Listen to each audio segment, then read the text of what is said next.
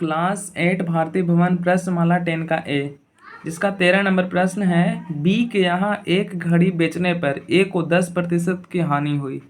यानी ए जो है, जो बी के पास एक घड़ी बेचने गया, तो घड़ी बेचने पर उसे 10% का हानि हो गया, और बी ने उसे सी के यहाँ बेचकर 10% का लाभ उठाया।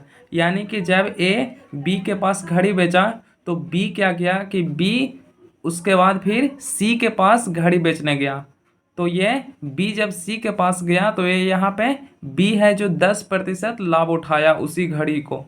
जो घड़ी ए बेचा था बी को, जब ए बी को घड़ी बेचा था तो ए को 10% हानि हुआ था, और उसके बाद जब बी ने सी को घड़ी बेचा तो बी को 10% का लाभ हुआ।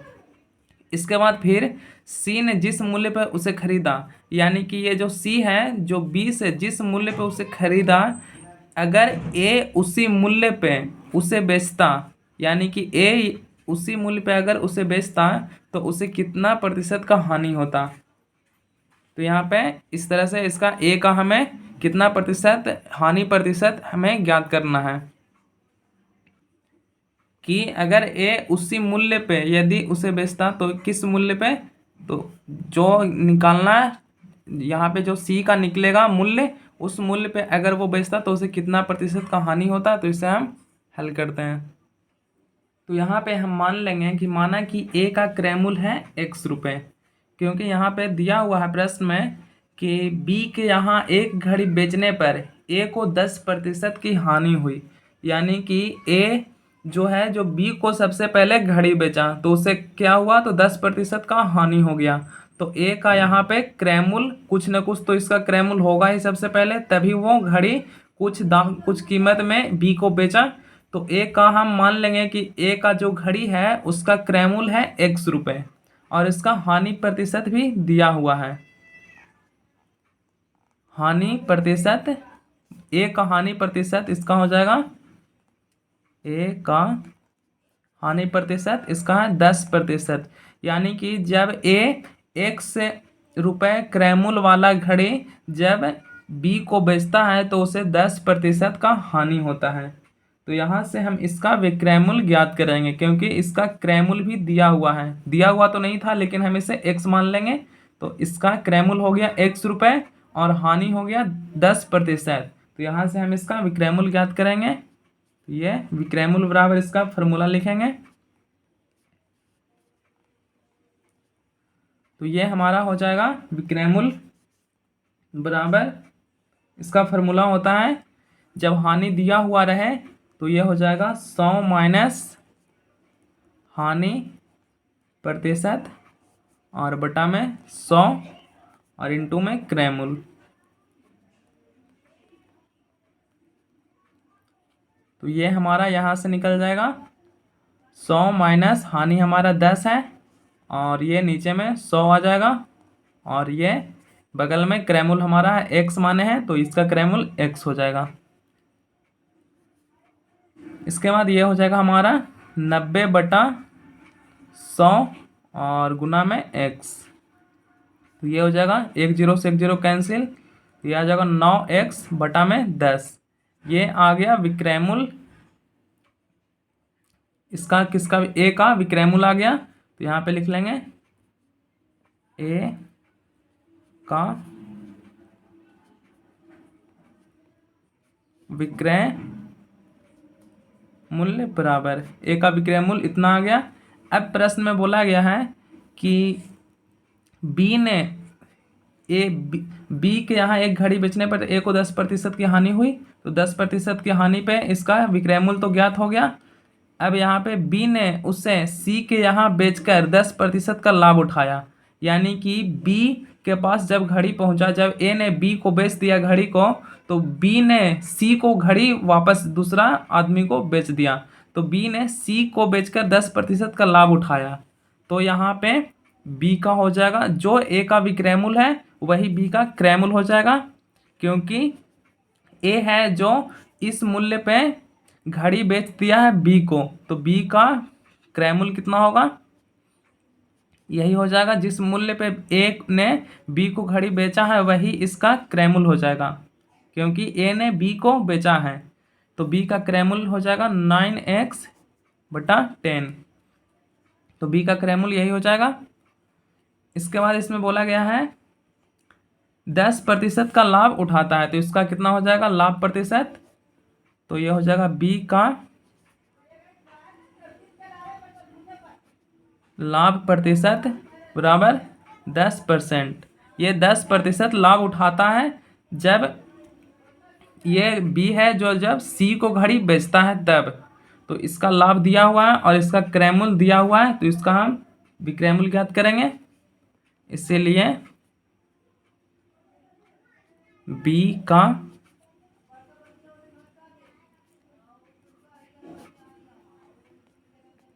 विक्रयमूल्य हो जाएगा, ये हो जाएगा हमारा 100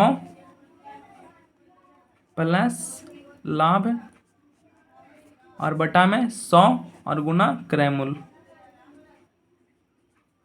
तो ये यहाँ पे आ जाएगा 100 प्लस लाभ है 10% और नीचे हो जाएगा 100 और गुना में क्रयमूल्य इसका कितना है। तो ये क्रयमूल्य है इसका 9x/10। ये हो जाएगा 9x/10। तो ये आ जाएगा 110 और बटा में 100 और गुना में 9x/10। तो ये 0 से 0 कैंसिल हो जाएगा। तो ये हो जाएगा हमारा 11×99 99x और बटा में हो जाएगा 10×100। तो ये आ गया बी का विक्रय मूल्य। अब यहाँ से प्रश्न में बोला गया है कि सी ने जिस मूल्य पे उसे खरीदा, सी ने जिस मूल्य पे उसे खरीदा है, ए उसी मूल्य पर यदि उसे बेचता तो फिर कितना प्रतिशत की हानि होती। तो यहाँ पे सी ने जिस मूल्य पे उसे खरीदा, तो सी कितना मूल्य में खरीदा, तो सी का ये हो जाएगा, ये बी का है जो विक्रय मूल्य है। तो बी ने सी को बेचा था घड़ी को दोबारा वापस, तो ये हो जाएगा सी का क्रय मूल्य।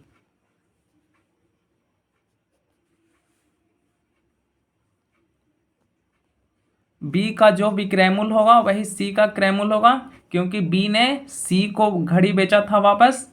तो यहाँ सी का क्रय मूल्य हो जाएगा 99x और बटा में 100। यहाँ पे बोला गया है प्रश्न में ए उसी मूल्य पे यदि बेचता है, उसी मूल्य पे यानी किस मूल्य पे, यानी जो सी का क्रय मूल्य है उसी मूल्य पे यदि अगर ए बेचता है, तो यहाँ पे हम लिख लेते हैं ए, अतः लिख लेते हैं अतः अगर ए उससे मूल्य, यहाँ पे ब्रैकेट में लिख लेते हैं सी का क्रय मूल्य,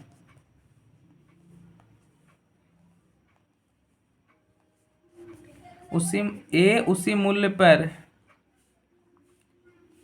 यदि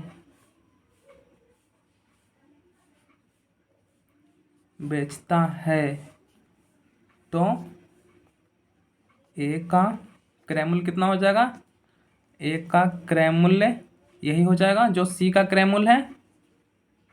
बुक में ही बोला गया है कि अगर ए है जो सी के क्रय मूल्य के मूल्य पे अगर बेचता है तो उसे कितना प्रतिशत का हानि होता है, ये हमें ज्ञात करना है। तो ए का क्रय मूल्य इतना हो जाएगा और यहाँ पे यहाँ पे ए का विक्रय मूल्य बेचता है तो यहाँ पे विक्रय मूल्य होगा। ए जो सी का क्रय मूल्य है, अगर यही क्रय मूल्य के कीमत पे अगर ए बेचता है तो बेचता है ए बेचेगा, तो यहाँ पे ए का विक्रय मूल्य हो जाएगा। यहाँ पे गलती हो गया था, विक्रय मूल्य अगर ए यही दाम पे बेचेगा तो इसका विक्रय मूल्य इतना है। और ए का जो स्टार्टिंग में यहाँ पे क्रय मूल्य हम माने थे वो x था, यहाँ पे ए का क्रय मूल्य x रुपये था। तो यहाँ पे लिख लेते हैं ए का क्रय मूल्य और ए का क्रय मूल्य, ए का क्रय मूल्य है हमारा x।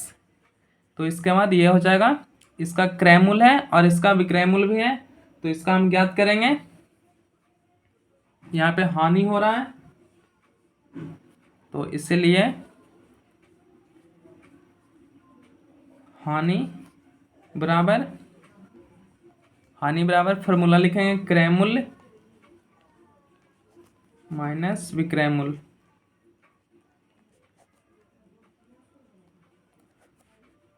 बुक में ही बोला गया है कि यहाँ पे हानि हो रहा है, हानि प्रतिशत हमें ज्ञात करना है, इसलिए हम हानि बराबर ही फॉर्मूला लगाएंगे। तो हानि बराबर हो जाएगा क्रय मूल्य माइनस विक्रय मूल्य। तो यहाँ पे ए का हो जाएगा, क्रय मूल्य है एक्स तो एक्स लिखेंगे, और माइनस विक्रय मूल्य है 99x और बटा में 100। तो ये हो जाएगा हमारा, इसका ले लेंगे एलसीएम, तो ये हो जाएगा 100, ये हो जाएगा 100x माइनस 99x। तो यहाँ पे हमारा बचेगा 100x में से 99x जाएगा, तो ये हो जाएगा x बटा 100। अब यहाँ पे ये आ गया हमारा हानि, इसका हानि भी आ गया और इसका क्रय मूल्य भी दिया हुआ है, विक्रय मूल्य भी दिया हुआ है। तो अब हम इसका निकाल लेंगे हानि प्रतिशत बराबर हानि प्रतिशत। यही प्रश्न में पूछा गया है कि इसका हानि प्रतिशत क्या होगा। तो हानि प्रतिशत का फॉर्मूला होता है हानि गुने 100 बटा में क्रय मूल्य। क्रय मूल्य पर ही हानि प्रतिशत या लाभ प्रतिशत निकाला जाता है। तो ये हमारा हो जाएगा, हानि है x बटा 100 और गुना में 100, ये गुना पूरा में रहता है तो ये यहाँ पे हो जाएगा, और ये क्रय मूल्य है हमारा x हो जाएगा, और ये गुना यहाँ पे होगा क्योंकि गुना बीच में रहेगा। तो यहाँ से हम आ जाएगा हमारा, ये इसके नीचे एक है, ये ऊपर चला जाएगा, तो ये यहाँ पे इसे हम लिख सकते हैं x बटा 100 गुना x। ये x ऊपर गया है तो ये x यहाँ आ गया है, और ये नीचे से एक ऊपर गया है, और ये x और ये 100 गुना हो गया, तो x और 100 हो गया, और ये x यहाँ का यहाँ है, तो ये हो जाएगा गुना में 100 है। तो यहाँ से 100 से 100 कैंसिल हो गया, और x से x कैंसिल, यानी कि यहाँ पे आ गया केवल 1। तो ये इसका हो जाएगा 1%, यानी कि a का हानि प्रतिशत कितना है, तो a का हानि प्रतिशत 1% इसका आंसर हो जाएगा।